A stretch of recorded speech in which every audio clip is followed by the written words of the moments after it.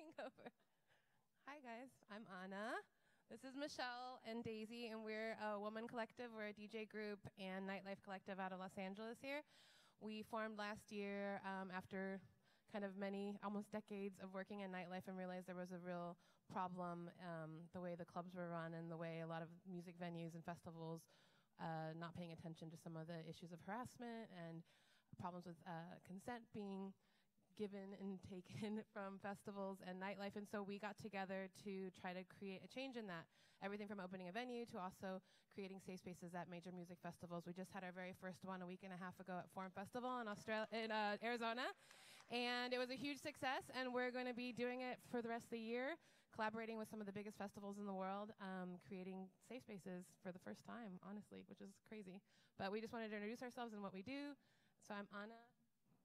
I'm Daisy, and we'd also like to invite you to join us in finding solutions to these problems. We know that many people are here tonight to have this important conversation and share space with us. It may be triggering for some, but we need to talk. We need to share. And then we need to work towards making the world a better place and creating a culture of consent. And our role in doing that is we are going to be having some roundtables, and we would like to invite all of you who are here this evening to participate. We are going to be announcing them on our Instagram, which is Woman Collective. Instagram Woman Collective. Woman Singular Collective. And we are really excited about being the change. So everyone who's here tonight, you guys are part of this movement, so thank you. I will just end it on welcome to Tuesday night at We Rise.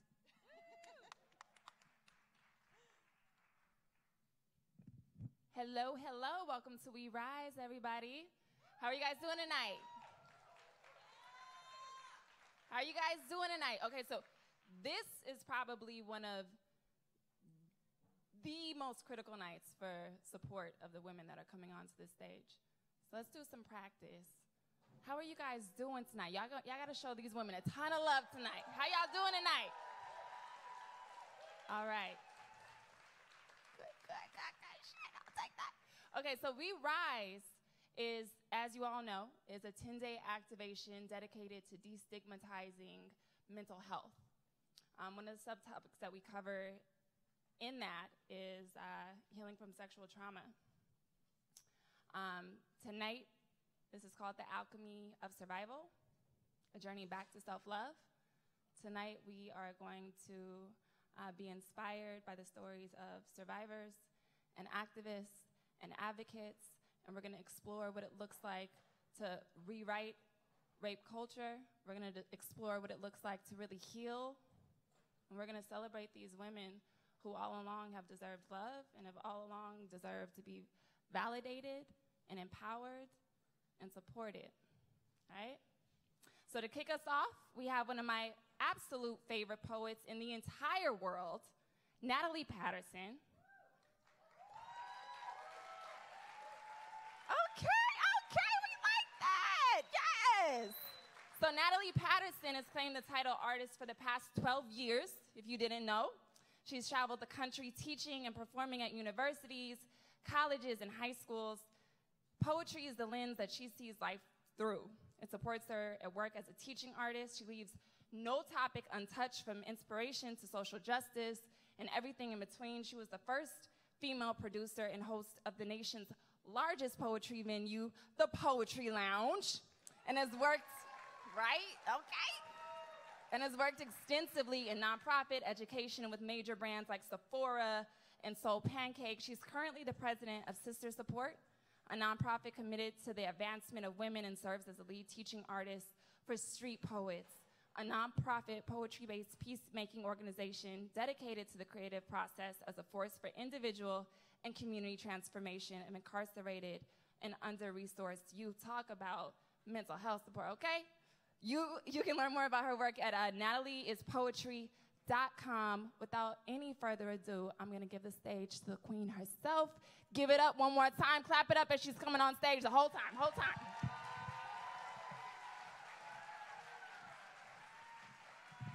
What's up, y'all?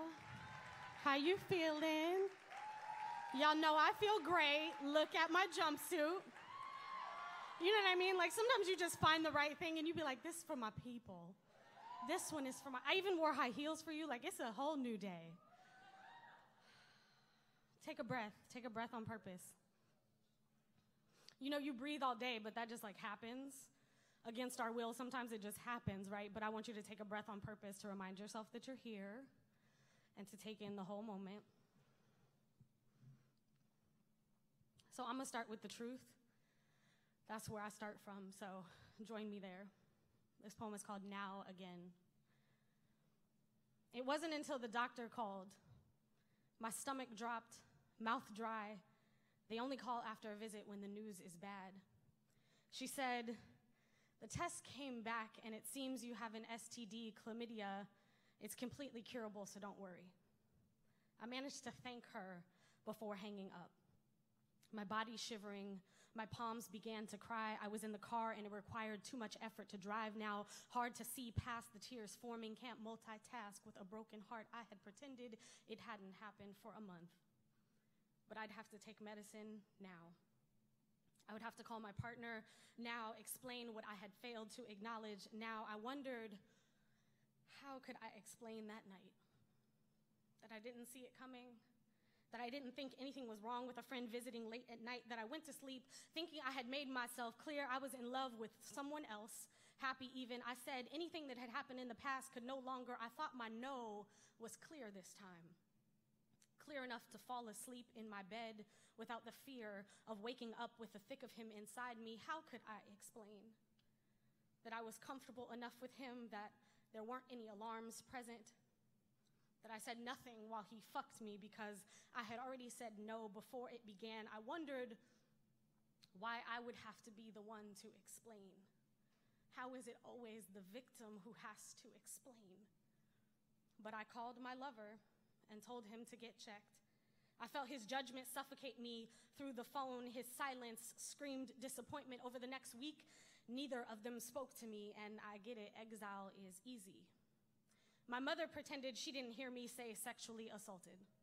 It is easier to think of our daughters as whores, irresponsible, careless, much easier to process the names we call our daughters, much easier than taking on teaching our sons not to rape.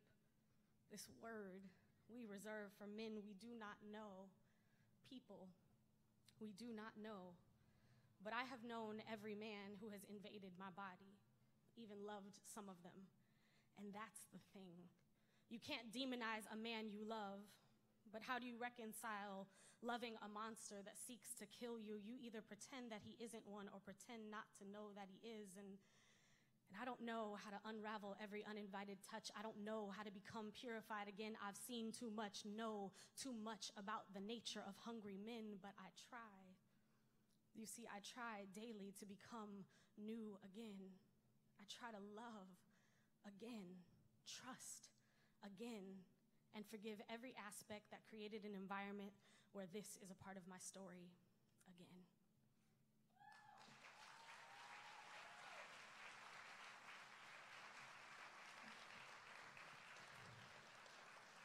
So breathe, like if you're doing the hyperventilating thing, just breathe.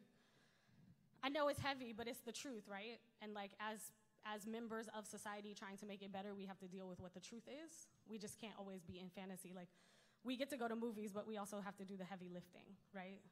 So thank you for being here. And as a part of so I'm a sexual assault survivor. I was sexually assaulted when I was 19, and then again when I was like 30 something. And as a part of this work, self-love is really important to me, like as an advocate of other people, but also as an individual, self-love is really important to me. And this poem is really that process, really spelled out. And so this poem is called Beautiful Body. If you know it, dope.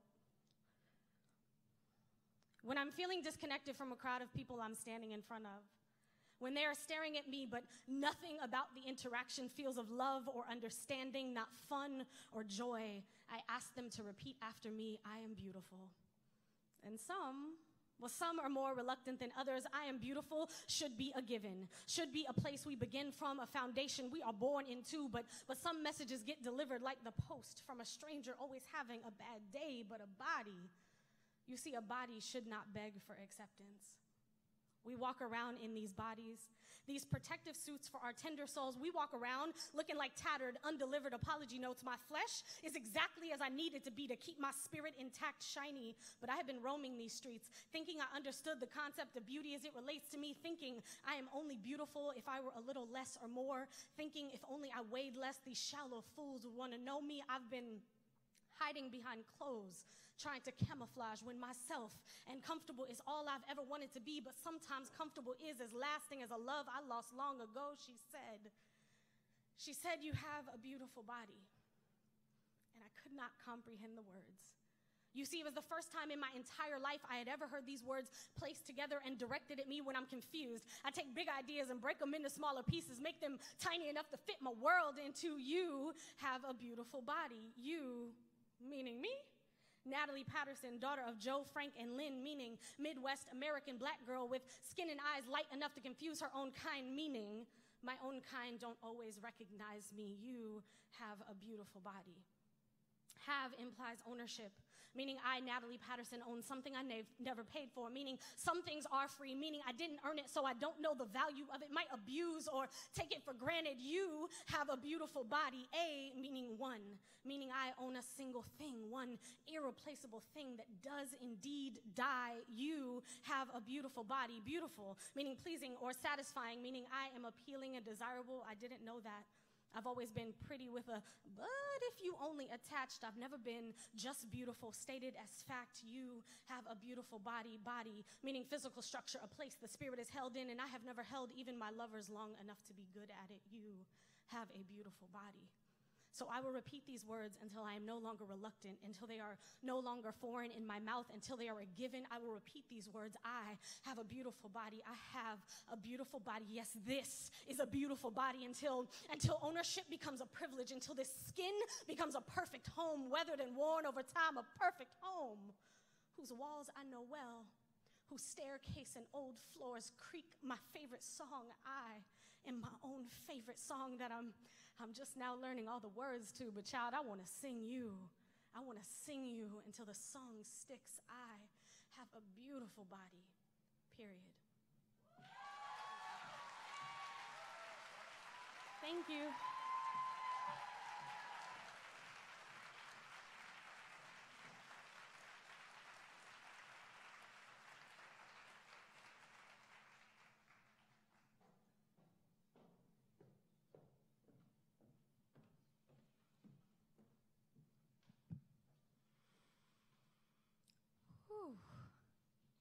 How's everybody feeling?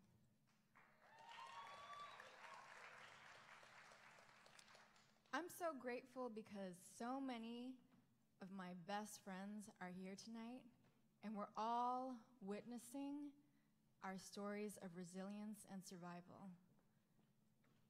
It's so rare that everybody from around the country gets to come together and we're all sharing our experiences.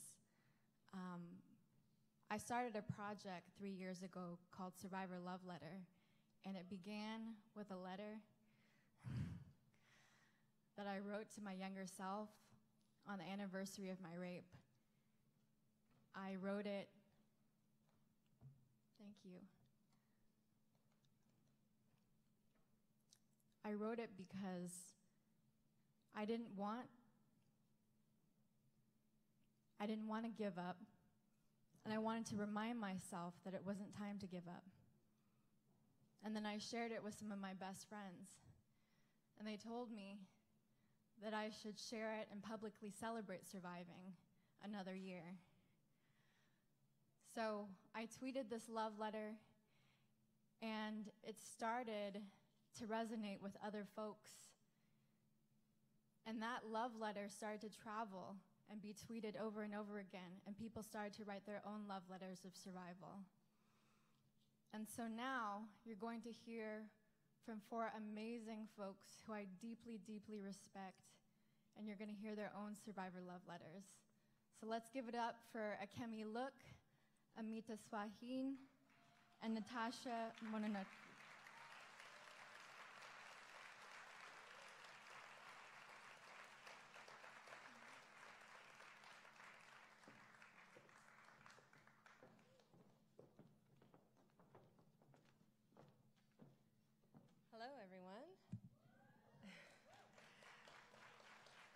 I really want to thank all of you for being here tonight. There's a lot of other places that people could be, and it means a lot to me that you came out. And I just want to acknowledge that usually that means you came out for your own reason, your own relationship to the issue that we're talking about tonight. So it is really important, like Natalie was saying, to remember to breathe, to remember to take care of each other, to take care of yourselves. We're going to be saying some heavy words. We're just getting started tonight. So it's a gift to be here in community with all of you. And I want to thank the folks who put this exhibit together. And gosh, especially, it's just such an honor to be lifted up by Jess and Lenny, who made the Survivor Love Letter mural. If you haven't had a chance to see the exhibit yet, please walk through tonight before you leave and get your Survivor Love Letter button. And most of all, I want to thank my very dear friend Tani for bringing us together. So let's give her a hand. This is very much her vision tonight. Thank you, Tani. And on tonight's panel, you're also going to hear from my very dear friend, Bambi Salcedo, who's such a visionary, and she's on the Mirror Memoirs board with me. Mirror Memoirs is a project I'll tell you a little bit more about later tonight on the panel, but basically it is a project centering the stories of LGBTQ people of color who were raped or sexually assaulted as children, and Bambi is a close friend of mine and also an advisor in the work, so thank you, Bambi. This is a love letter I wrote. I've been part of Tani's project from the beginning, and this is the love letter I wrote this year. So that was in February. The project happens on Valentine's Day every year, and I just reread it before coming up here to share it with you, and it also still very much rings true just a few months later. So here's my letter. Dear little me, I write this on the cusp of entering my 40s, a new decade of life. It has been 36 years since you sustained the first wounds, and 24 years since you began consciously healing. Language often seems so inadequate to describe our connection, but if we cannot communicate our experience to others, how can we find connection to others? So I will try. I used to think the wounds of rape, torture, and psychic violence defined you, me. I know you feel so other, so ugly, so alone, so different and strange. I know you spend a lot of time wondering why you have been chosen to suffer. I want you to know you are not what is happening to you. Your father's shame is not your own. You came into this world complete, whole, and perfect in your human imperfection. You get to leave this world with your soul intact. The shift from innocent to knowing is excruciating, but ultimately a gift. Violence and isolation are locked in a cycle of cause and effect. When you learn to open your wounds, you will release a flow of commingled blood and tears that will lead you to your kindred. For the sad and gorgeous truth is, you are so very normal. Your pain is the most banal thing about you. Release it, and the trickle will flow together with the blood and tears of everyone around you, rivers that race to the ocean, our primordial home. I promise you, the day will come that you learn survivors are and always have been all around you. Your classmates, your playmates, your parents, your ancestors, your oppressors, and one day your lovers and friends and colleagues. Literally everyone is or knows a survivor. You spend so much of your time looking for portals as an escape. Maybe that tree, that cave, that shell, that crack in the ceiling will open up into another world. I want you to understand the true portals are your wounds. By going deeper into yourself, you will be able to connect emotionally and spiritually with everything that is alive and organic. The goal is not escape, but embodiment, not dissociation, but connection. Everything in nature is here to teach you if you can learn to open to the lessons. The ocean is changed, but not defined by an oil spill. The wind is changed, but not defined by a nuclear explosion. The dog is changed, but not defined by the fighting pit. Healing is not a destination, but a practice and an understanding. One day you will learn to wear your wounds instead of being led by them. Your spirit will expand far past the edges of your pain. You will understand suffering as a universal human experience, and power as the ability to feel joy and pleasure despite what you have endured. Most of all, your wounds will disrupt the experience of time as linear. You and I will be able to use them to connect across time and space, because the body and the psyche truly does keep the score. I will visit you many times over, integrating each moment of fear by holding your hand, rocking you, letting you weep in my arms. I will grow up to understand how to love you in all the ways you always needed and never received. One day I will look at old photos of you, skinny brown girl with the big head and bigger glasses, teeth too large, knees too skinned, hair too scraggly, gender too ambiguous, and marvel that what once looked ugly and spoiled looks only precious and tender and beautiful. I will always be with you, just as you will always be with me, until each memory is felt and released, until we are truly one. Thank you.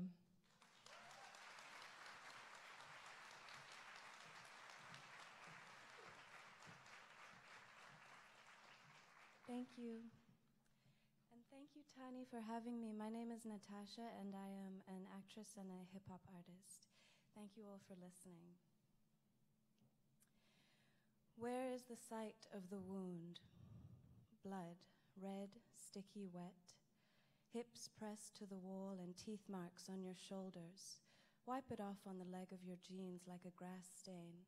Hold your body rigid and make it smaller so the flow doesn't leak out.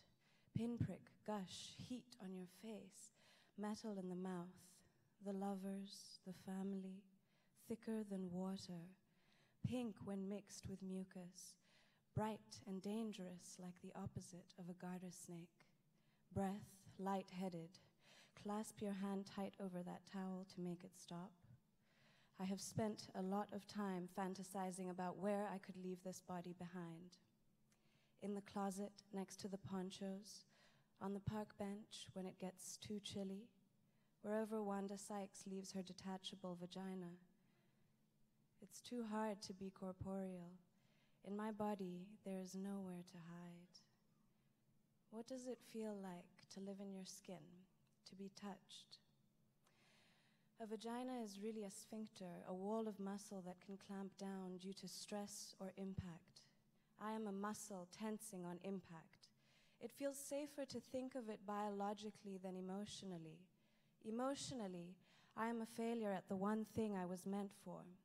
I am a broken thing, damaged goods, not strong enough, too sensitive. I'm unlovable and require operating instructions. I no longer invite people into my body or my heart. And in this litany of failures, I am not exceptional, and it makes me think of how many others are carrying around the secrets of a body that won't obey and won't be solved through the advice of others. Rebirth is a bloody process. Good blood, they say, blood with a purpose, blood meant to portend the coming of a new life. We are used to seeing blood as bad, as a sign of a problem. Spit into the sink and see blood. You wonder which part of your insides has split. In a parallel universe, I say all the right things needed to make it stop. Can we talk about that in more detail? Yes, later. Little one, I know who you were then. I knew that there was some big hole in your big heart, and it wasn't something that could be filled up with sand, and it wasn't something that could be filled up with lust, and it wasn't something that could be filled up by the promises of young boys they couldn't keep. Boys who carried that weight too lightly and did not truly care for you, whether by accident or intent. It does get easier, but only with a lot of work. And the work cannot be done in the ways you are used to, staying up late nights with pen in hand, writing out list after list of questions, or worse yet, to-dos that are meant to grind you into 100% grade A healed person. The work is meant to be unraveling. Someone should have told you that the solutions would come from lying on your back on a cold proscenium stage, staring up at the lights. Someone should have told you That stillness was more important than vibration. Someone should have told you that loss is loss is loss, and that no matter who tries to classify it into first degree or third, you have to feel through it the same way. So I am telling you now, feel through it. Let it be part of you. Let the shape it makes against your spine remind you of your resiliency, remind you that you cannot excise a single experience and emerge a better person than before. All other parallel universes are just as complex as this one. When you are low, be low to the earth and let it ground you. And when you are alone, sing your own praises and trust in Allah. You are stardust. You are infinite light. You are something more powerful than all your experiences. You will become something else. You will become something else. You will become something else. You will be different soon. I will become something else. This will all be different soon. Thank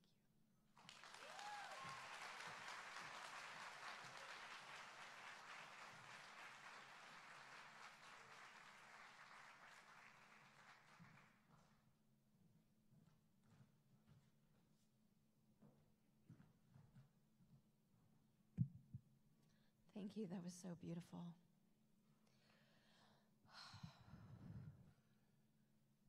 Hello, everyone. Thank you for being here. My name is Alchemy. I am the only living East Asian survivor of Larry Nassar, the USA gymnastics doctor who is now behind bars for sexually assaulting myself and 333 young gymnasts and girls. I testified in January at the sentencing in Michigan. I say that I'm the only living East Asian survivor of Larry Nassar because the only other East Asian woman, a Korean-American adoptee, committed suicide at the age of 23. Her name is Chelsea Markham. Not all of us survived. I too attempted suicide when I was 16.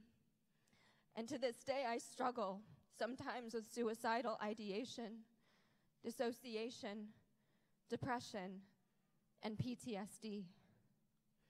I've survived 16 years with my mental health in tatters because I never received the proper care or support that I needed.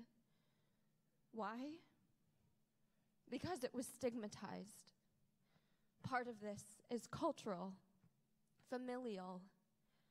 You see, in Asian culture, young women and girls are conditioned to keep quiet, to be obedient, to do what we're told.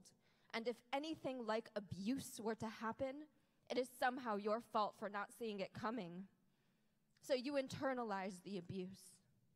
You blame yourself for being so vulnerable and naive. You keep quiet so as not to bring shame to your family. You keep quiet because you are taught to leave the past behind and move on. That is how my grandparents survived the Japanese American concentration camps at Tule Lake. You're told to be strong, to suck it up, to stop bringing up the past. To tell anyone else about something like sexual abuse is to divulge a family secret that should go with you to your grave. You see, the reason why the Nassar sentencing was so monumental was because it broke the dam of silent suffering, of isolation, of shame, and of secrecy. In November 2016, I hit rock bottom. I wanted to kill myself, I wanted to disappear, and I wanted to leave this earth as soon as possible. A year later, my friend Jess, who painted that beautiful and powerful mural in the gallery, connected me with Tani. She's a survivor too. Those 4 words changed my life. I learned about her project, Survivor Love Letter, and clicked on the hashtag. Hundreds of letters popped up. Dear survivor, I believe you. You are not alone. And then something shifted.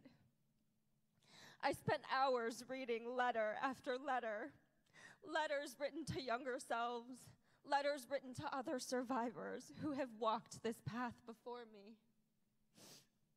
Reading such letters promising me that it will get better, gave me the kind of hope I desperately needed. Through this, I was able to open up and connect to other survivors who passed on their knowledge of their own healing journeys. For the first time, I saw a light breaking through the clouds.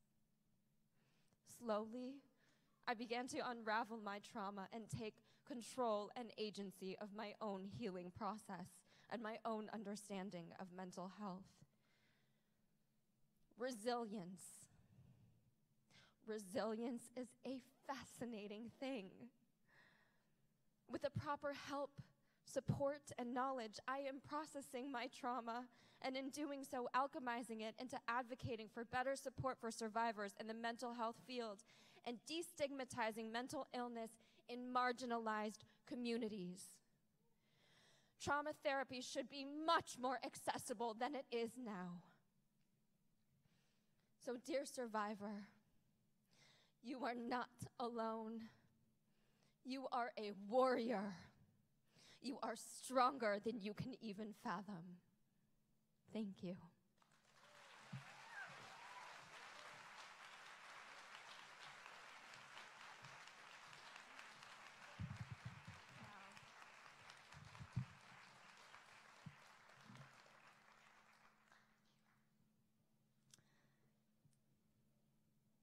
Dear survivor, I came of age the way most girls become women, through violence. I practiced smiling in the mirror mostly so I could move through the world undetected and invisible.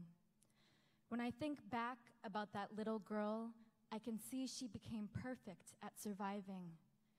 She burrowed deep into her skin and used her own magic to save herself.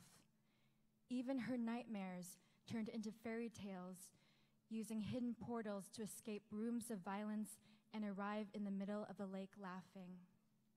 Dear survivor, when I stood up in a courtroom and described the ways he raped me in sterile, descriptive language to a room full of strangers, to my parents, my grandparents, and a defense attorney who pointed and said, "You are just a girl, a liar," my poetry became evidence against me. A film I had made to heal myself was used to show I was mentally unstable. Dear survivor, violence didn't take me all at once. It bore down on me slowly, peeling my body like an orange, plucking out the color and music until there was nothing left to want from life. I think about the girl who practiced smiling in the mirror. I think about the girl in the courtroom who felt betrayed by her own voice. I think about each girl inside me and inside you as living planets. Dear survivor, to create art is to live in the world while our rapist legal system and industry literally do everything they can to take it from us, to destroy our resilience. But when we do emerge, we walk with more purpose in our art because we know how sacred it is. When violence has stripped you of your voice, once you get it back, it flows into you with a pure fire that will light 1,000 candles. That is what Survivor Love Letter was. It was the letter to myself that I wrote as a last attempt on the anniversary of my rape to remind me that it wasn't time to give up. I tweeted that out because I wanted to publicly celebrate surviving another year, and all of you heard and saw your own story. All of you wrote your own love letters to yourselves and lit your own candles of survival. This is how we grow whole together. This is how we set the whole world ablaze with our undeniable, brilliant, beautiful rage. Dear survivor, our ancestors could not have imagined the future we would be inhabiting, but our collective resistance to violence is beyond anything they could have dreamed. Do not take lightly the work of loving yourself, because to love yourself is to become free. Thank you.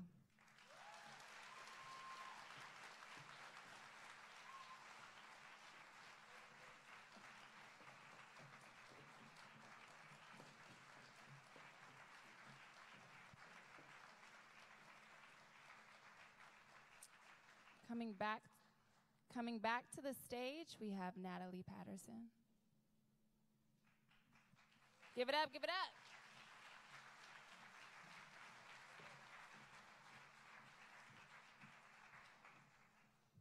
Y'all still with us? Okay, you guys are so quiet, you're scaring me a little bit. The teacher in me is like, put language to it. You know what I mean? So if you like want to make sounds, I'm totally with it, because I'm like group hug, like what, you know what I mean? I don't know where everybody's at in their process, but like. So I wrote this poem for you without knowing you. I wrote this for you or someone you love, and it's called 10 Things I Want You to Know. Ready? Say yeah. Okay. Like calling, yep. We're together. We're together. Do you know that now? We're together. We're family. You know what I mean? 1, you are a prayer in the most holy mouth. The space between clasped hands, a landscape so picturesque that at any angle, you, my love, are a reminder that magic exists. 2, oh, they will stop and stare. You most divine creature with unapologetic skin and fearless features, go ahead and take a compliment, settle into being the center of things. 3, and when you fall in love, let it be with a person who asks nothing of you. Your existence should be enough. And if they do not kiss you urgently and often, find someone who understands that lips in the presence of love should ignite passion. 4, keep a few really great friends. And when they tell you harsh truths, learn to listen for the love. Growth is necessary and annoying at times, but look, and you will always find that silver lining. 5, buy the perfect shade of red lipstick. It, like the perfect black dress, are weapons. Use them at will. Okay, this is not a part of the poem, but there's scientific study that when you wear red lipstick, men look at your mouth. And if you want them to hear you, I'm just saying, because you know they have the selective hearing sometimes. So I'm just saying, if you really got something important to say, go ahead and slap that lipstick on and kick in the boardroom door. You know what I'm saying? Just a tip, just a tip. Okay, back to the poem. 6, stop hiding your tampons. No, for real, it's played out. You're a woman, you bleed. Grown people know this. If they are afraid of menstruation, they are not prepared to be inside of you. I know some people are really gonna struggle with that, but just like food for thought, marinate with it. 7, do not apologize for existing, for being yourself. Apologize when you are not. 8, okay, the clap came, it was like magic. It was just like, I couldn't even identify the person. 8, if you work hard, ask for a raise. Find your backbone and attach it to your standards. You deserve the money that correlates to how hard you work. 9, feed yourself kind words, chocolate, quality people, random first dates, solitude, orgasms, and books. You gonna need some really, really good books. Learn to live in the story of them. 10, and if all of this shit fails, repeat after me. I am enough. I am enough. I most certainly am enough.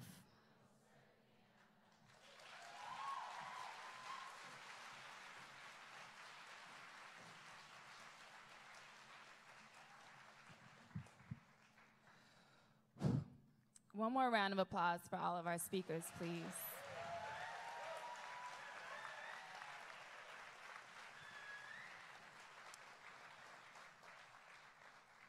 I just would like to make a quick announcement. If at any point, for any reason, you feel like you need to talk to someone, we do have on-site therapists in the back.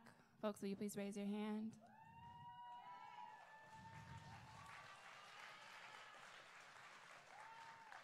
And if at any point, for any reason, you can't find these people, please find someone in a We Rise staff t-shirt, and we will take care of you, okay? It's going to take a community, and we've got your back, okay? Now we're going to get into a more in-depth discussion with a phenomenal panel of women. I'm just going to introduce the moderator right now. That is Dr. Nushin Valazadi.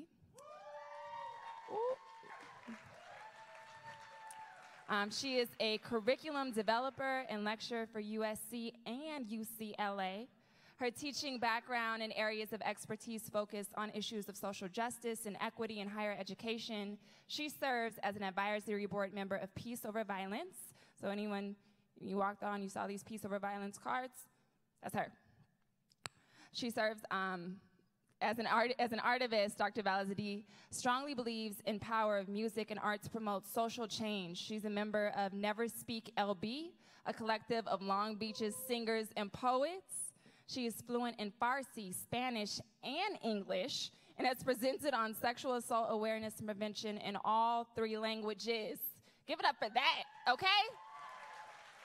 Her social media handle is Dr.Nush_B if you want to keep up with her. And I'm going to hand the mic off to you, beautiful. Thank you for that welcome. Wow. You know, I was so stressed out because I hate introducing myself, so that was really great. Thank you for that. Well, can't you tell I'm a professor? And so my name is Nushin Velizadeh. My students call me Dr. V. Where they at? I have some right here. What's up? And thank you. A lot of my friends call me Noosh, and my boss calls me Mommy. She gave me the night off. So thank you so much for being here. This is a night of emotional healing and wellness. And I have to say that as a nerd, I have read a lot of books on activism and how people went through it, especially when I'm alone at 4 a.m. and I'm writing and dealing with a struggle. The work can be extremely lonely. So one thing that I've read about from a lot of different people in the movement is that there's a feeling, there's a spiritual energy that everybody in the movement kind of has, and you can't really explain it, but it's just there. And I really, really feel that tonight. Thanks to all of your brave souls for being here as well. So I really want a round of applause for you all, please, for making it here. I know tonight this amazing panel of intersectional women, it's about healing, but there's going to be a lot of content in there that might be triggering. So I really thank you for actually making it here and reminding us of why we're in this hard work. So thank you for that. I'd like to bring up on the stage all of my amazing panelists and have them introduce themselves, please. Natalie, Mary, Amita, Bambi. Yeah, clap for everybody. Come on up. Come on up. Anna, yes.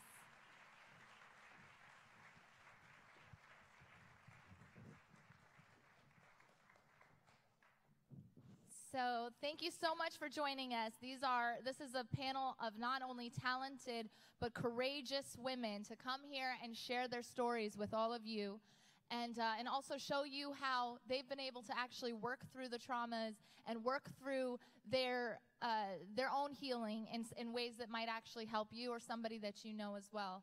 So with that, please, let's first just have you all explain a little bit about how you got into this work and a little bit about your background.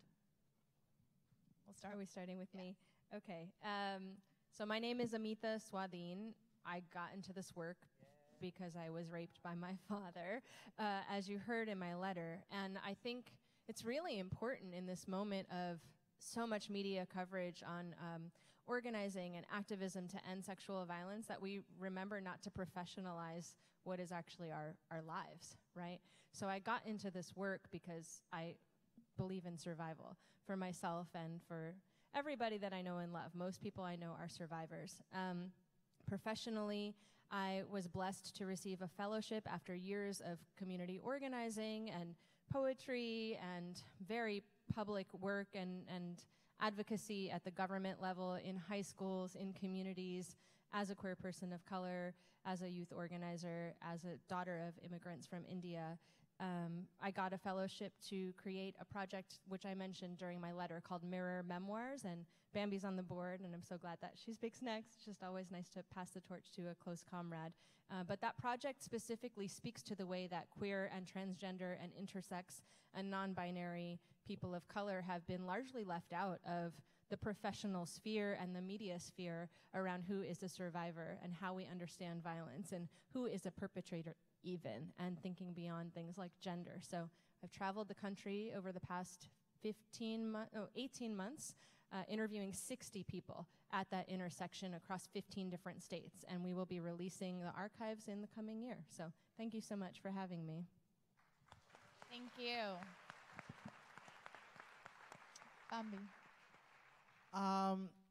Bueno, buenas tardes, primero que nada a todos y a todas.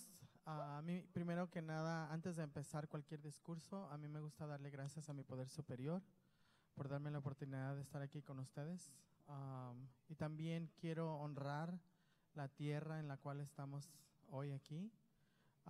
So for those of you who were not able to understand, I just acknowledge my higher power. That's the brief translation. And I also honor the land where we're standing on today.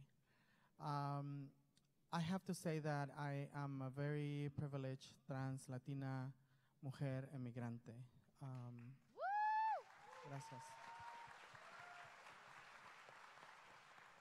I also, before I get into, I guess, how I got into this, I also would like to acknowledge those of us who are trans and gender nonconforming. If you can just, you know, be courageous enough to raise your hand or stand up, whatever's comfortable for you. Would you please? Can we please honor our siblings?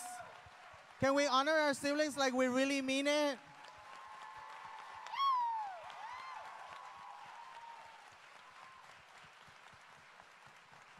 Thank you. Thank you so much. I wanted to do that because, as we know, trans and gender nonconforming individuals, we are not even acknowledged. Our existence is not acknowledged within our society. And in fact, the institutions that have been built have been designed to erase our existence. So it is important that, that we acknowledge our siblings. You know, I got into this work because, I don't know, because my higher power had a purpose for me when I never even understood what that was. And I guess I'm gonna say one particular incident that happened that completely changed my life was the murder of Juan Araujo. How many of you know who Juan Araujo was? Thank you. Juan Araujo was a young trans Latina 17-year-old who was brutally murdered in 2002 up north in California. Okay. What was that keep doing that? I'm like, is that part of the production or what's up? I know. Or like, are you, what's up? What's up with that? Anyways, somebody fix that, please.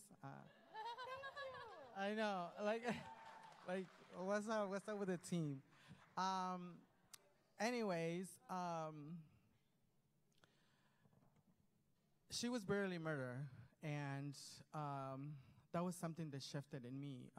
I said, you know, at the beginning, I acknowledged that I am a very privileged trans woman because I have had the opportunity to overcome many issues and challenges that many members of my community continue to experience today, such as homelessness, sexual work as a means to survive, prison, immigration detention, sexual abuse, both in the streets and in jails, and from my own family, or not necessarily my family, but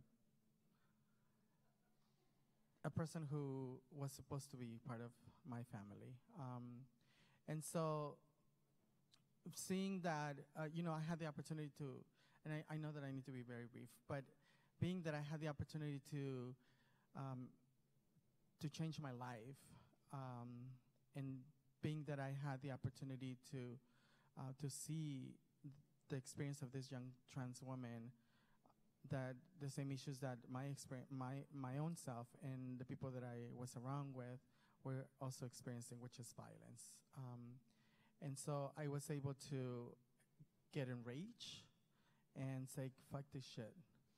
And that's how I got involved, and that's how I have been involved for the past 20 years into changing the structures that continues to marginalize us and continues to try to erase us.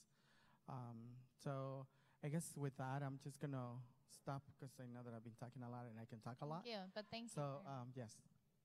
Thank you for that story, please.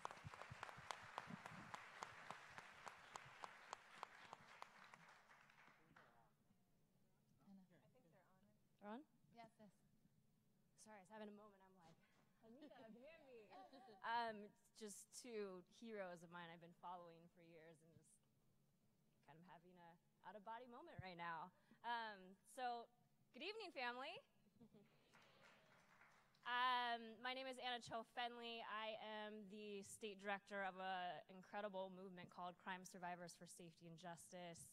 Headlines is we're a group of survivor organizers fighting for a new narrative on safety in this country and in our state, one that is rooted in investments in healing and prevention and access to trauma recovery services over more investments in prison and jails. And why that is so critical to our policy making is these bills and laws and political agendas have literally been built on the backs of stories like ours, and in the name of stories like ours. So my work is deeply personal in that way. I came into this space as an advocate. I was not ready to identify as a survivor. I see many of the people in this room who have actually helped me with that journey. I see my ARC family. Shout out if you're from ARC. A lot of folks in this room who are actually part of the criminal justice reform movement may not identify with me as a survivor, which I think is really just important for me to unpack and bring into the room that this is not a comfortable space for me. I'm kind of the behind-the-scenes girl. I'm the state director. I'm not often showing up in this personal of a way. So much love to all the survivors for sharing just your truths and your gifts with us tonight. My healing journey really began when I gave myself permission to even be vulnerable. You know, I love the title of this event tonight, The Alchemy of Survival, because when I was thinking about that on the ride over, it really reminded me of the process of alchemy and the process of gold. I think that's such a beautiful visual to connect to our healing journeys. You know, when the process of making gold, it doesn't always start out looking all bright and shiny.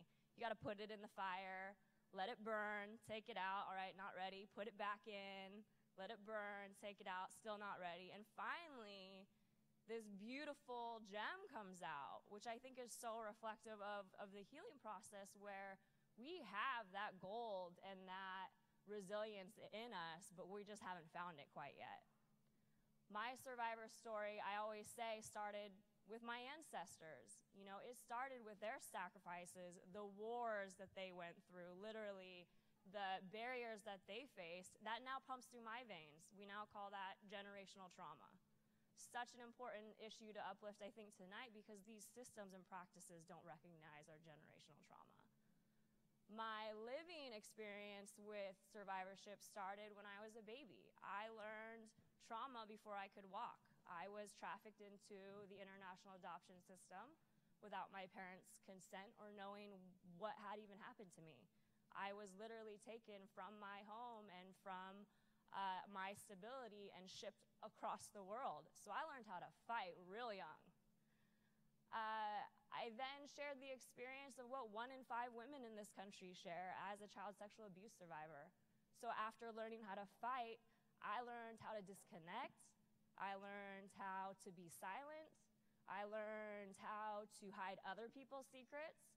And I learned how to hold guilt for all of that, because that's something we're really good at doing, right? We're really good at internalizing that's all of our fault. After that, there was a series of vulnerable situations I had put myself in, and I also had that harm turn out into hurting other people. I was not getting the resources or being seen in the way that I needed to be seen at that time. And so again, I say my work is deeply personal, and my personal is deep work. And so thank you all for allowing me to be here, and for really all of you being part of my healing journey too.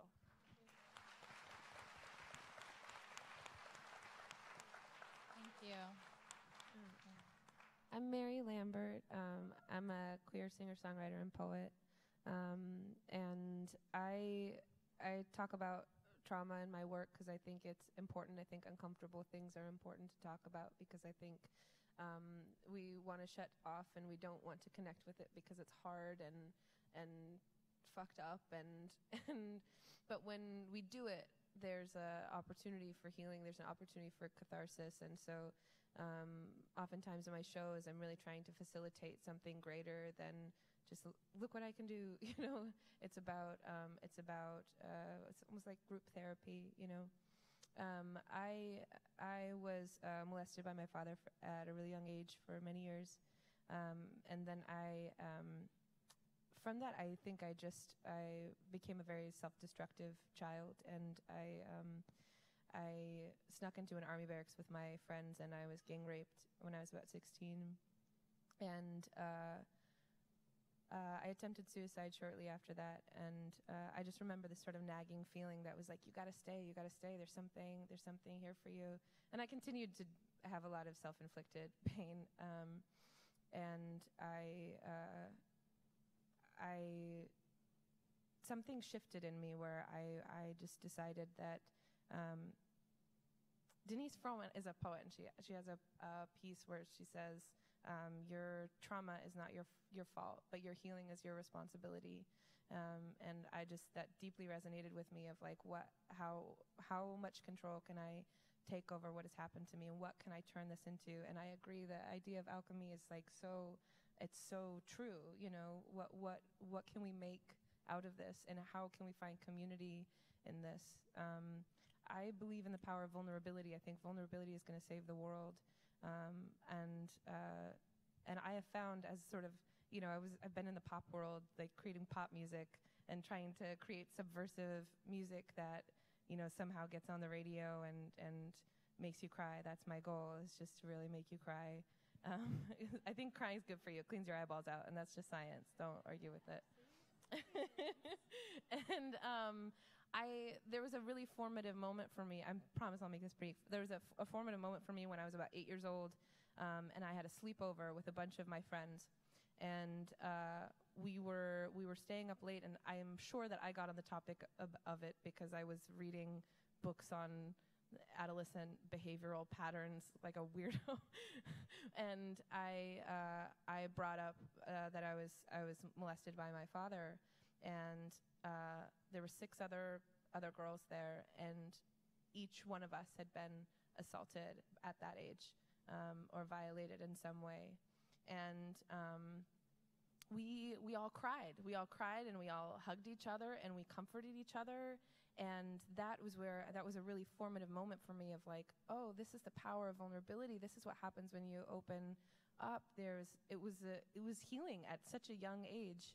And I think that really set me on this path. And in my head, I always imagine that everybody else has had a sleepover where all of their friends have said that they've been violated too. That's not the case. So it feels like my civic responsibility and my duty to push it into sort of popular culture and create work that is jarring and uncomfortable because it's important. Thank you. Natalie.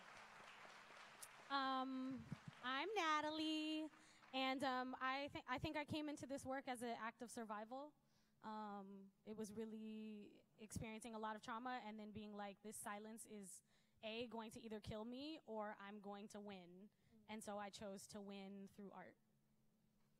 Thank you for that. Thank you for all of your bios and sharing your stories. So I've been an activist, I feel, since I was a child. One of my greatest accomplishments was in high school when I was asked to leave for good that high school.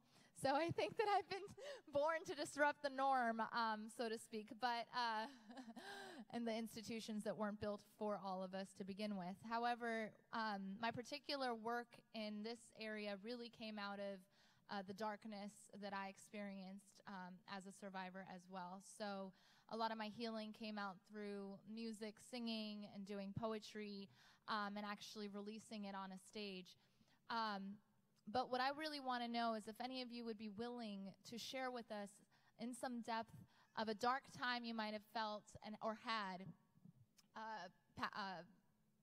after your trauma, and what the process was like. As so many people that we know, they don't speak up, they suffer in their silence, and it's one thing on whether or not you actually speak up and go to authorities because we know what type of road ahead is for those individuals, but no one should have to suffer in their silence and their pain. So I do feel that especially for our youth and for anybody who's out there, it would be so helpful to know what the process was like for anybody willing to share, so that we can kind of maybe get some guidance and be inspired to do it in our own way as well. I mean, I'm happy to start, and I'd please sharing the stage with other survivors everywhere, so I'm not the only one. But I can say, so my father started raping me when I was 4, and that continued in my life till I was 12. I'm the oldest child in my house. I have a younger sister who I'm very close to, and she's 4 years younger than me. I'm very protective of her. It's a very common narrative, right? So I never disclosed to save myself. I disclosed to take care of my younger sister because I was worried that it was happening to her. And my mom did call a therapist to get help.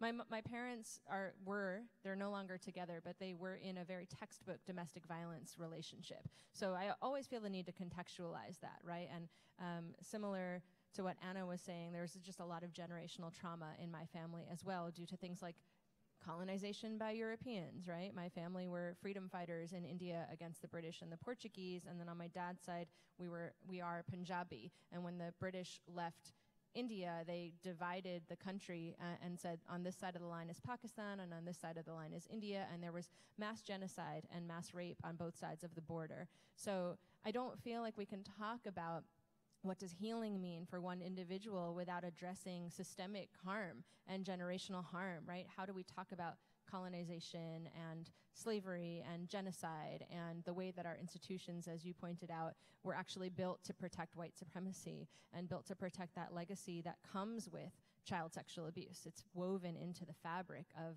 these historical and ongoing forms of trauma. So for me, that has to be part of the story, because when my mom called a therapist to get help, all of that came with us, right? So the therapist who responded, I grew up in New Jersey, were white people who literally said to me when I was 13, well, we know this happens more in your community. We know this happens more in your culture, so you can trust us and you can tell us. And then, the prosecutors who questioned me said, well, we could prosecute your mom for being complicit in this violence. Is that what you want? Of course, that was not what I wanted. I knew that my mother needed help, even though perhaps she had turned a blind eye to what had happened to me. She was being raped and brutalized by my father for years as well. So the systems were not set up to protect us. And then for me, navigating my own healing journey, the failure of the prosecution system, I was able to get an award from our Department of Mental Health, essentially, so the Victims of Crime Compensation Board in northern New Jersey. And that was really important for me because also, as Anna said, as an Asian American person, therapy is not something that we do. It's not something that we know how to do. We don't have the language, literally sometimes the words, like the word rape does not exist in many South Asian languages, right? We don't have the language to talk about what's being done to us. And so even though my mom didn't know how to get me those resources, the state of New Jersey was like, well, you're ordered to go to therapy, and now you're 16. And so I was put into group therapy with other teenage girls who were incest survivors who had been through the system as well. And that, I really believe, saved my life in many ways, because what I learned about in that group was about coping mechanisms.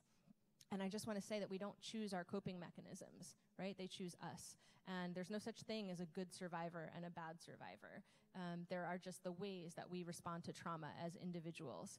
And unfortunately, our society is set up to honor some survivors over others. So that's why I'm like, this is not like my job, right? This is an epidemic that's affecting all of us. We are all either a survivor or we know a survivor. And we're living within systems that actually propagate sexual violence, that continue sexual violence. So what happened in that group therapy when I was a senior in high school was that one of the girls was harming herself by cutting, one was in Narcotics Anonymous, one was pregnant, and the youngest one was institutionalized in the county mental health hospital. And I really encourage you to walk through the exhibit and look at the art of people who are institutionalized right now, because that little girl, she was a South Asian girl as well, and she ended up taking her own life at the age of 13 because of the way that she was also raped in the county mental health hospital. You know, this happens all the time, especially to young kids of color, especially to trans young kids of color, to queer young kids of color. So I think it's so hard to talk about, like, how did I make it through? Because even when I found a way to survive, because my coping mechanism happens to be, I'm working on it, I'm working on healing from it, but perfectionism, right? High achievement, masking my trauma with being a workaholic. Capitalism rewards that, right? They're like, great, you have a master's in public policy, you testified against Jeff Sessions, good job, right? And I do feel proud of some of those achievements because it means that I can work for a form of justice that I believe in. I can work for a better world with the gifts that I've been given through this trauma. But my coping mechanisms chose me, right? They also harm me. It's really dangerous when your self-worth is attached to things like the degrees that you have, or the books that you've written, or the number of people that you've taught, right? I could sit here and tell you about all of that, but sometimes those things become a prison for myself, right? No matter what, if I don't do anything else for the rest of my life, I'm still a worthy human being. And I work really hard to like figure that out with self-love, right? And so thank you. I want to say that it's really important as we think about what healing means to acknowledge ongoing trauma. Because what happened to me is I went to some really fancy colleges and I grew up, and then I also realized, like, oh, now I live in a world where the state is harming me, right? I live in a world as a person of color, as a queer person, as a gender non-binary person, as a person whose partner and closest friends are trans people of color, particularly Black and undocumented and Native trans people. My life is intertwined with theirs, and our lives are on the front line every day, from things like police violence, like prisons, like danger in the mental health hospital, like ICE. So even if I healed magically from the 400 or so times that I have been raped in my childhood, it's not enough for me to just go to therapy. I have to work and fight back against the ongoing structural oppression that is being done to me and my people through the state and through rape culture that we live in, right? Even in this Me Too moment, we've sort of painted a unidirectional arrow and this false narrative that all sexual violence comes from cisgender men towards cisgender women and girls. But you know, the Whitney Houston story just came out, right? She was sexually abused by her female cousin as a queer Black woman. I can't tell you how many people in the Mirror Memoirs archive, like, that also was their experience, being raped by a woman, sometimes their own mothers, when they were children. And it's legacies of survivors. My father is also a survivor. My mother is also a survivor. They were also raped as children. And we didn't get the healing that we need because we live in ongoing moments of trauma. We live in war, we live in prisons, we live in poverty, we live in racism, we live in homophobia and transphobia. So this question that you've asked is rather challenging for me around, like, what did I do to heal and to be okay? Because it's an ongoing process, right? I'm healing from the trauma that I went through 30 years ago, and then more trauma is happening to me. And so what I would say my healing looks like is loving myself, figuring out how to love other people, figuring out how to connect with other people. It's why I created Mirror Memoir, so that we can find each other, so that I can say, Bambi, your story is so much like mine. Don't carry that burden alone, right? I will carry it with you. And that's why I share my story so publicly, so that people know it's a really common story. That's what's so fucked up about it, right? We live in rape culture where too many of us are experiencing really unimaginable trauma every day and normalizing it. And so I don't want to have this as my job. I want all of you who are survivors to find your voices and join this social movement to push back, right? We have to change these conditions so that we can be well. I really appreciate that. Thank you.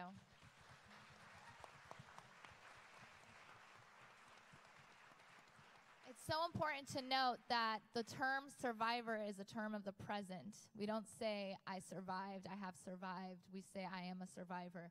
It is very much an ongoing thing, and it's very much impacted by our environments and triggered. And even if you are getting up and looking your part and being a parent or being working at a high-profile career, there's so many nights that you might not have been able to sleep the whole night. There's so many days that it took everything in you to pull yourself together, or that you had to call out sick because you're having one of those revisited days, or you saw something, or you met someone, or you heard a story that takes you back to that time. And that's why that art is so impactful, of looking at maybe the person who had been lost or who is no longer with that person anymore, because for many, a part of you actually is never going to be the same again. So thank you for that. I'd love to hear from another person just what some sort of a healing process has been through the arts or through some sort of activism. Maybe just one more before we go on to the next question.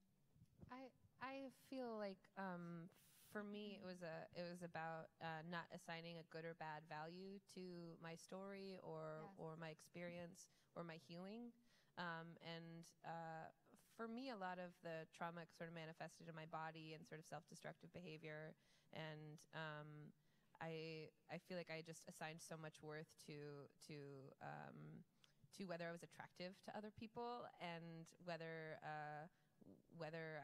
I like that was sort of my value. And so I sort of started stripping away the aesthetic evaluation, and started asking myself, how does my body feel in this situation? How does my brain feel in this situation? I started studying my own mental patterns so I could rewire. And I think that awareness is sort of the first step, at least for me, of just like being like, okay, why does my brain go to this place? What's this brain chemical going into my chest for? How can I analyze this and begin to rewire and recontextualize my reality? Beautiful, thank you. Can I say a little something? Yes. I want to say something that I failed to mention earlier, is that I think for me and for many of us, part of our healing is that when we are actually acknowledged, right?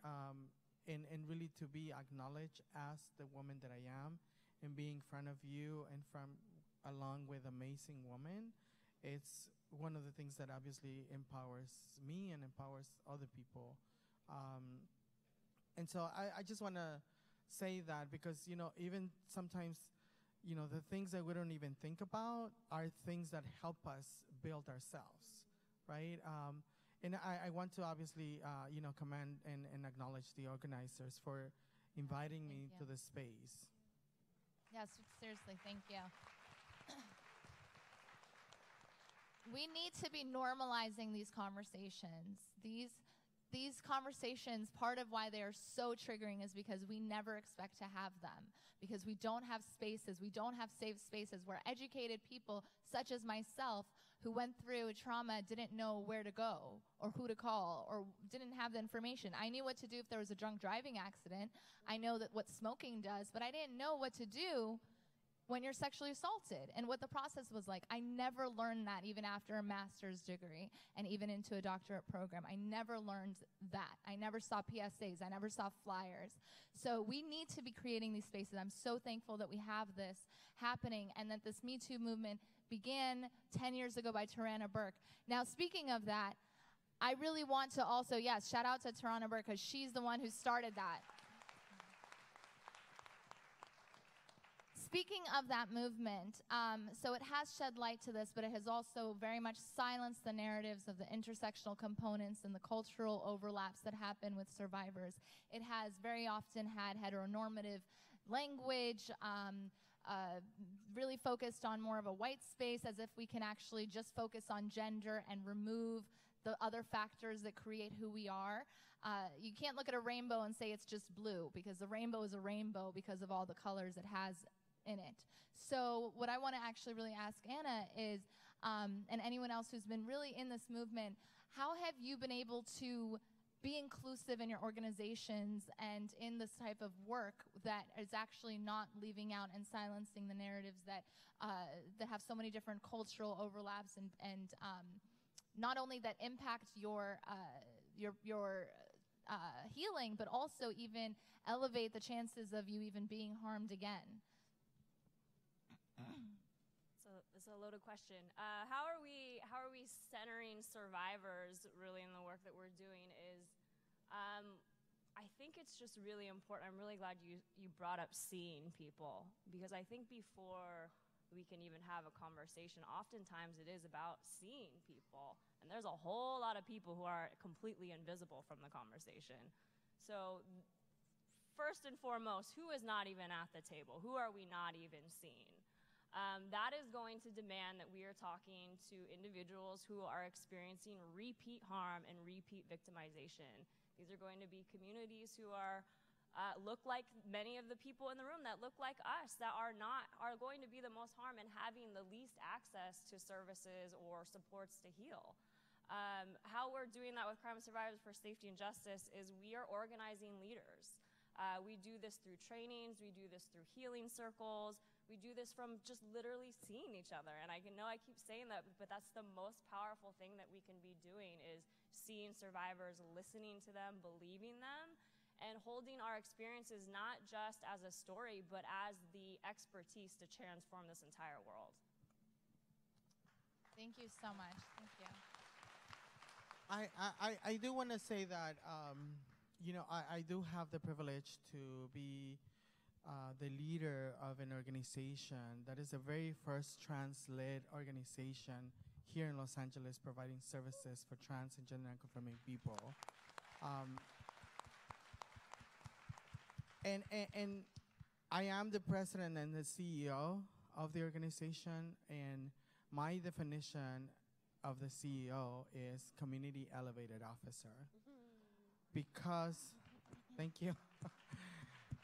Because through the work that I have done in collaboration with other amazing individuals such as Amita and other here present, I have been able to, I'm going to say we collectively have been able to empower our community and to claim our existence within the fucked up society that we live in.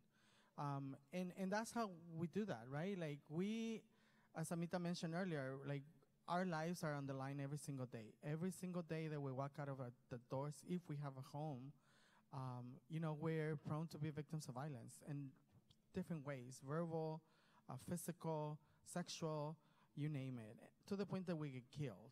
And so even so far, at least 10 trans women have been killed this year, and so that's really where we are in 2018, right? Like, we don't have time to fuck around. We are claiming our existence, and we are taking whatever steps that we need to take, but we have to, through empowerment, we are healing our community.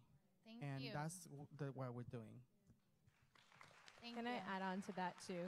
So the question was about who's being left out. And I spoke to this a little bit, but I do want to back it up with just some data that, data's a funny thing. I so appreciated in the exhibit that the organizers have put together tonight that it's really the cornerstone is around data and statistics. And they mentioned the Adverse Childhood Experiences Study, which is really important to know because it's where we get the federal data from the Centers for Disease Control about child sexual abuse. So that statistic is 1 in 4 girls and 1 in 6 boys will be raped or sexually assaulted by the age of 18.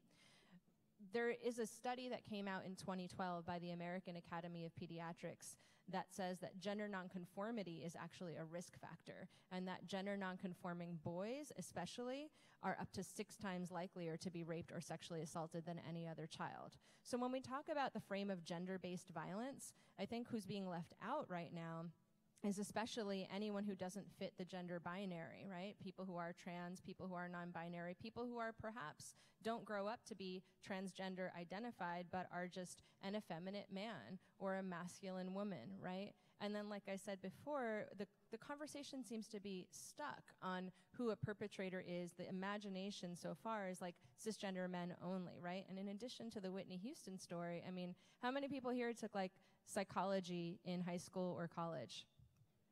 I did too. I went to like a blue collar type of high school, nothing fancy. So in my blue collar high school, in my psychology textbook, we learned about what used to be called multiple personality disorder. It's now known as dissociative identity disorder. The way that we knew how to diagnose that was from the case of a little girl named Sybil who was raped repeatedly by her mother. It's a very famous case that was made into a movie, like back in the 70s or 80s. And somehow in this national moment of finally being able to talk about rape in the media, we've forgotten that case, even though it's what led to a mainstream diagnosis of a pretty well-known mental health disorder. So I think for me, when I say who's being left out, it is around the complexity of like who's most at risk in terms of gender. It's actually gender nonconforming boys, quote unquote, or male assigned at birth children. And who is a perpetrator includes people across the gender spectrum. And I want to see us get to a place where we can hold all of that in this moment of finally being able to talk about rape at a mainstream level. Thank you. Thank you for shedding light on that. We are just about that. We really need all night for these conversations. We're about to end our session here in our panel. We often look at our elders and we think of the civil rights movement and we think of different types of progressions we saw in America or still haven't seen. And we wonder, you know, where were you during that time? Like, what were you doing? Were you part of that? And I truly believe that this is a time where these movements are happening. We are making history right now, right in this room. I see more men here today, by the way, that I've seen in these spaces I've been in for years, I see partners, I see homies, I see friends, I see students. So we are creating that change right now, and you can be part of that. If we have just one quick minute, I had been speaking with Natalie backstage about really what can our men do and what can we do beyond. Not everybody's going to be an activist for their everyday job, but not everybody just needs to do a hashtag not all men or a like on a tweet. There's a middle ground and something that people can do. And we can be part of that impact so the generations in the future are going to look and say, where were you? And we can say, yeah, I did that too. I was there. So I'd love to hear a little bit of what we talked about just for a couple minutes as we close this out. Thank you. I really want to encourage everybody who can hear my voice to think about how they can be a part of things in a more bold way, right? So it's not just about us advocating for things that affect us, but about seeing even things that don't affect us, right? And being an advocate for those things. And really thinking about what are these like small action items that we can do. And I am like a person who challenges authority everywhere I really am. And I ask like, why don't I see people of color in your organization? Like I just ask. Like, so what's up with this? You don't have any female leadership at your space? You don't know we're dope? Like what's going on? You know what I mean? Like really being a person who's inquisitive instead of just going with what is currently happening, because what's currently been happening is kind of shitty. So if we want something to be different, that means that all of us collectively have to be doing something. And so if I can just give you a homework assignment of think about one thing that you could be doing across all the spectrum of issues that you see on your timelines, what is one thing that you could be doing? Maybe it's your yoga studio that's all white women leading yoga, right? And going, cultural appropriation, what's going on here? Right? Just like calling a thing and asking questions. We don't have to be assholes when we ask questions, but we absolutely can ask questions and say like, so I am spending my money here and I would like to know what's going on. Like we've forgotten that we have that authority to ask questions, and we can be totally kind about it, but there are definitely people who are not represented in leadership positions at the forefront of movements that they should be there. And so like we have the authority as the masses to ask those questions. And so I just really want to challenge us to be more vocal and to really push against the norms, right? We do not have to be okay with what's happening if we're not internally actually okay. And I love what you were saying about like check in with your brain. Like how do I feel about this, right? We forget that part. Like how do I feel about as a black woman being in a space with all white women? Like I feel uncomfortable as fuck. That's how I feel. And so like I want some other people to be there so we can all be happy together, right? Like, I'm tired of going places and not seeing all the people who are my friends. Like, I have a diverse group of friends, and why do I go places and they're not there? That's not okay to me. And so I would love if you would take on the challenge of really pushing against that and being more vocal, right? We have these voices, most of us, and if we don't write a letter, like, do whatever your thing is, right? Like, uniquely be yourself, but figure out a way to push a little bit harder, right? Because that makes the work of everybody else a little bit easier. Thank you. That was awesome. Yes. And really, go ahead. Yeah, I want to say something, I guess, because this message is specifically for not only the men that are here, but also the men that you can influence. I think, you know, one of the things that we have to understand is the world that we live in right now, right? And we know that we live in a world that is dominated primarily by men. And so, you know, men have a lot of privilege, right? So use your privilege to, you know, to support other movements, to speak up, to, you know, to really, you know, call shit out, right? And really, I think also one of the things that is really critically important is, you know, if we're willing to open our minds and our hearts, we can transform the world, right? We need to, like, take their blinders off and you know, we don't have to believe what those institutions have been telling us for generations, right? We can create the world that we want to live in. So I would encourage to really take a stand on that and move forward with it. Yeah, and just to piggyback on that, you know, there's no way to talk about men in this movement without talking about male survivorship. And so we've seen media moments on this, but they haven't somehow catapulted us to a place where we think about sexual violence as a men's issue too. And so the thing is, rape culture affects everybody. If you're here, I want you, and you happen to be male identified, you're a man, like, this is your issue too, whether or not you are a survivor, because transforming rape culture means creating a consent culture, and that requires all of us to work together. I think it also means that we need to create more room to listen to a story like when Chris Brown talks about, quote unquote, losing his virginity at age 8 to a 14-year-old girl. If we just reversed the genders of that story and it was a 14-year-old boy raping an 8-year-old girl, we would all understand that that was rape, right? Because Chris Brown is a man, our society, part of rape culture is that we reward all male people, or we brainwash all male people into thinking any sexual experience is a good one, and that you don't get to talk about consent for yourself in your childhood. We all have to transform that, right? Creating space for men in our work and consent culture also means creating space for men's pain. I think Junot Diaz has done a really, I respect the way that he's holding his survivorship, writing very publicly about being raped as a little boy, and then also stepping down from a lot of positions of power now that it's coming out that he also sexually assaulted a number of women in his adulthood. And I just want to say it's a complicated and communal task to transform rape culture, but at this particular event, I would not feel right not to name that, you know, this is an event, a week-long festival, creating space for teenagers to really learn about mental health, learn about leadership, learn about social justice. And this event spotlighted and brought in Kobe Bryant to talk to the young people here as a leader. And Kobe Bryant is a man who raped somebody in 2003, you know, was held accountable, sort of. You can read more about the case. But if we're going to say hashtag believe survivors, and we're going to say hashtag support survivors, to me that means really not losing the narrative there, really holding people accountable. And I wish that Kobe had been at a point where he could have come to this event and say to the young people here, we're going to go see a survivor love letter mural with my face on it, to say, you know what, that was 15 years ago and I was wrong, and here's what it means to be accountable. Here's how I have grown. Here's how I have learned about consent. Here's how I teach my children differently. Here's how I talk about this with my wife. Here's how I make amends to that young 19-year-old woman that I raped because she worked at a hotel when I was 24 years old. And I'm not a role model that you should be looking at if you're a 14-year-old kid trying to understand consent and rape culture and survivorship, you know? It takes all of us to be that brave. It takes all of us to transform rape culture. It takes every man in here to see this as your work too, whether you're a survivor or an ally. Can I say one last thing, super quick? If you all would leave here and think about how you would support someone if they came and told you they were sexually assaulted or raped. Like, really figure out what your plan is. Because, like, an emergency happens and we call 911, like, we know what to do. Like, exactly what you were saying. We know what to do in a lot of other circumstances.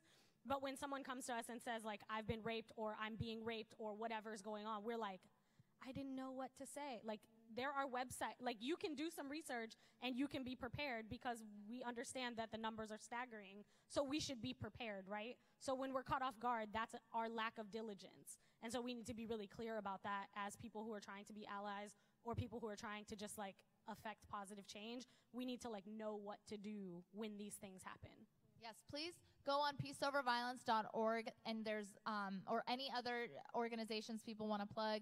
There's 24-hour hotlines on there. Please store them in your phone. That is one step. Store them in your phone, and if you're around people and you actually get engaged in these conversations, or you have a friend over, say, hey, store this in your phone. I think that that can create just a huge first step of awareness in there.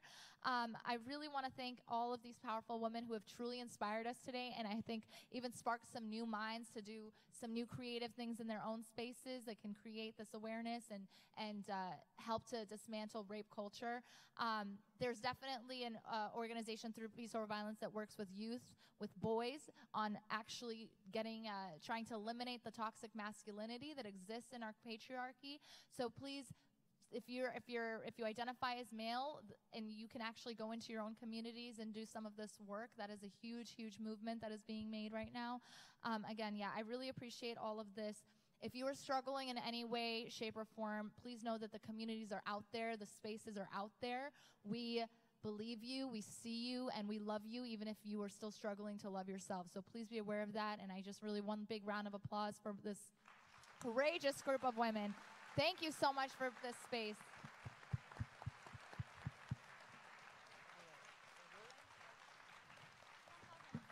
Went by quick. We need more of these. Can we get another round of applause for this brave panel?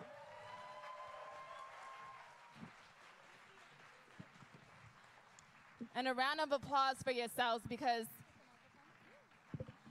this bravery is undefinable, but the bravery to sit here and to be willing to be a container for story and for healing, that takes a lot too. So clap it up for yourselves as well, please. Really quick, we're going to take a couple seconds just to take a deep breath with me. We're going to count to 5. We're going to inhale as much as you can. 1, 2, 3, 4, 5. And release. 1, 2, 3, 4, 5. Let your shoulders drop. Let your arms drop. It's better. Release the tension in your neck. Loosen your chins.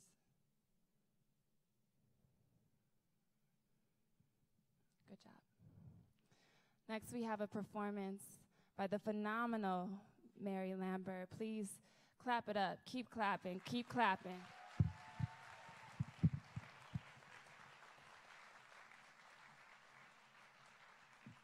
Thank you for that moment. That was really nice. Corner street societies, where they don't laugh at jokes, they laugh at tragedies. Lady lights a cigarette, puffs away no regrets, takes a look around, no regrets, no regrets. Stretches out like branches of a poplar tree. Says, I'm free, I'm free. Sings so soft as if she'll break. She says, I can sing a song so blue that you'll cry in spite of you. Little wet tears on your baby's shoulders. Little wet tears on your baby's shoulders. The girl with purple hair is sitting at my bar again. I think she is beautiful, but not in a way that I want to have awesome sex with her, but in a way that I want to go shopping for Christmas vests that have tinkly bells on them and have chocolate martinis. She's having a full body cry. I am the worst bartender simply because I don't know how to counsel people without crying back at them. She's crying about the state of women. I know that we come from the same rotting wood, so all I do is nod. Rape is not a man behind a bush with a knife, she laughs. It's kissing you on the mouth like whiskey at a nice bar. The girl with purple hair and I are holding hands now. I only wanted an apology, an acknowledgement of what occurred, grappling as artists, as girls, as ships and bottles. How do we change any of it? I tell her, I'm going to write a poem. She says, no one wants to hear a rape poem, Mary. This is called Rape Poem. Have you ever seen a stampede of horses? Do you wonder what the hooves look like from underneath? Have you tasted the blood from biting your own lip because you couldn't say no loud enough? I never fought back. I didn't punch him. I kept my thighs tight and closed, but once he's inside you, you wish you were a street lamp, a seat belt, a box of nails, of rust, something hard and ruined. You wish you were a wild pony, a slick fish on a line, anything but a human. Once he's inside you, you just kind of give up, and your eyes glaze over, and they stay that way for years.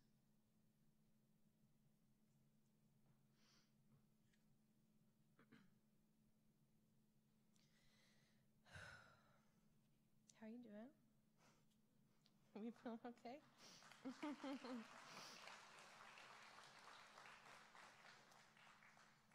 Just really lighthearted, fun discussion.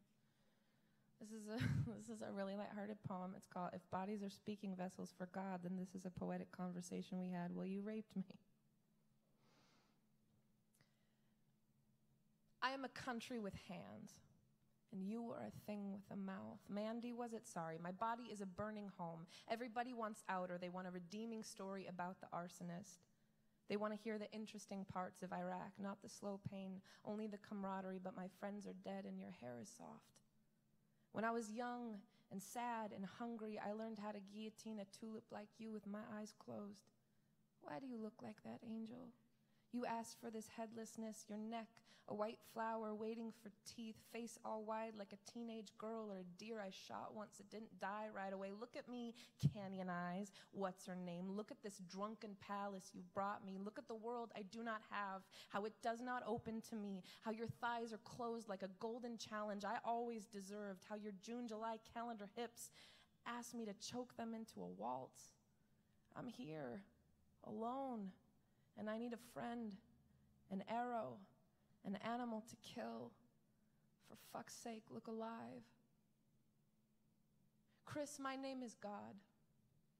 You will not remember these moments, these death maneuvers, these horror orchids, how the shape of your violent mouth turned into a kiln born inside children that I do not have yet. Watch when you turn my please don't into a knotted snake around my neck. Watch how your teeth puncture my every morning, the residual memorial of my body. My please don't sits cross-legged in an underwater arcade slurred, but Chris, know that they hear this please don't in infinite heavens. Could you bring me another year? A different body in the shape of a tulip field. Oh God, this is the part where I laugh, because I can't scream to shatter your bed, cannot kill my father, cannot denounce the gift of living or break you, Chris. I can only laugh, high-pitched and maniacally curdle inside the coffin of my mind, can only survive. I will remember you for the rest of my life, how everything is glowing white. You will not think of me, will give me a different name and story, and I will wear it around my neck like a diamond noose. When I put on my jeans quietly in the morning, Chris, don't mention an animal you killed when you were just a boy. Don't say that it didn't die right away.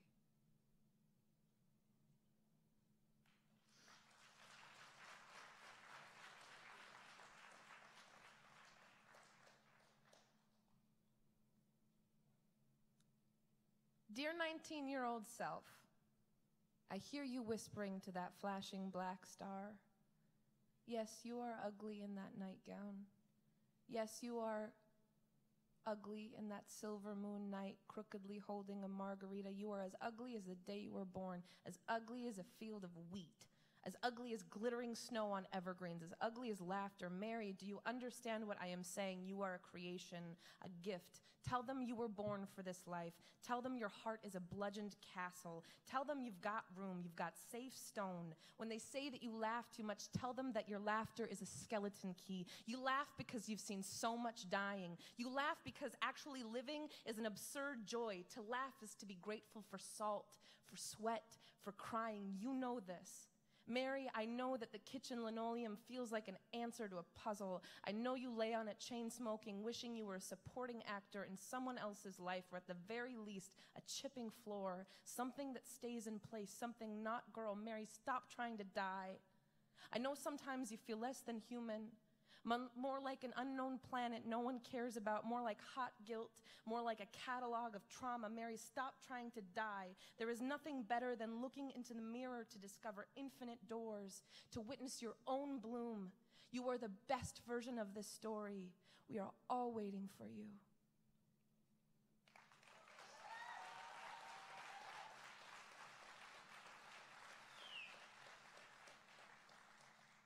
I just have one more for you. Thank you so much for your time. This has been a really emotional experience for me, just the gallery and this panel and everyone I've had the pleasure of meeting and talking to. Thank you for spending your night here, for devoting yourself to this experience that it can be retriggering and hard, but is so essential for survival. And that's why we're all here, and that we all. I feel safe, and I thank you for that, because this is hard shit. So thank you for being here.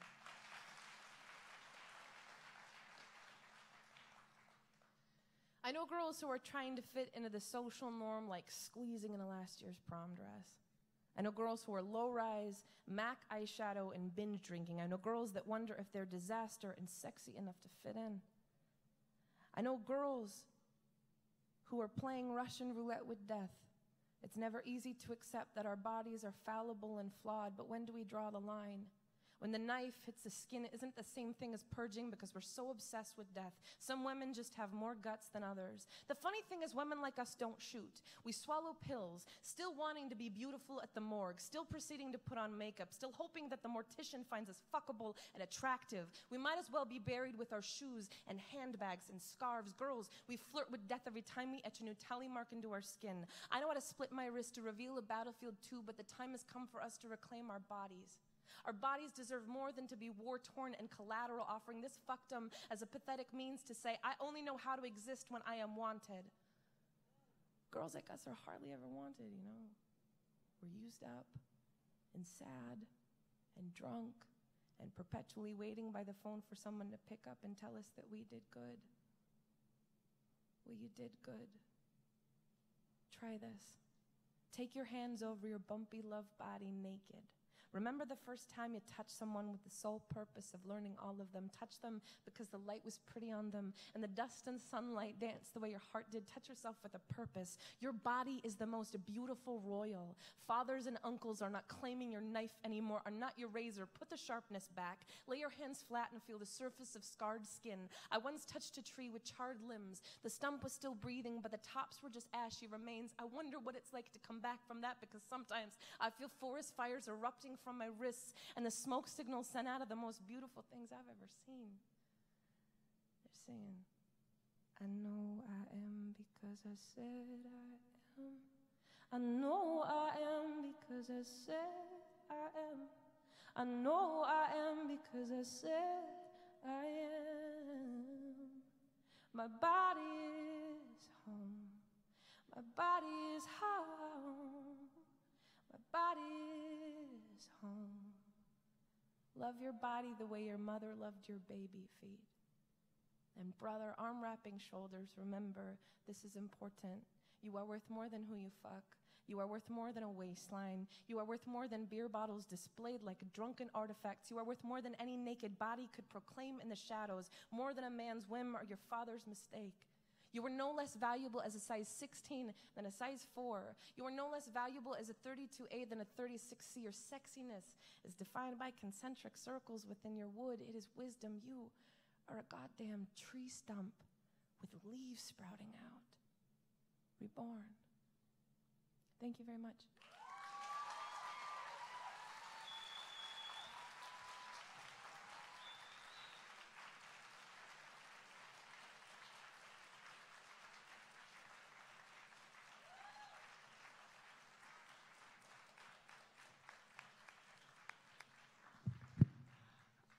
I mean, it's not much left to say after that. You know what I mean? I just want to make one last announcement, a quick reminder that our therapists are available backstage. If you need to speak to anyone with a We Rise shirt can help you out tonight. We thank you so much for coming and joining us in this powerful healing night. This is what healing looks like right here, community and facing all the hard things and having the hard conversations and being there for one another. So I encourage you to continue this out into your lives, and thank you so much for joining us at We Rise.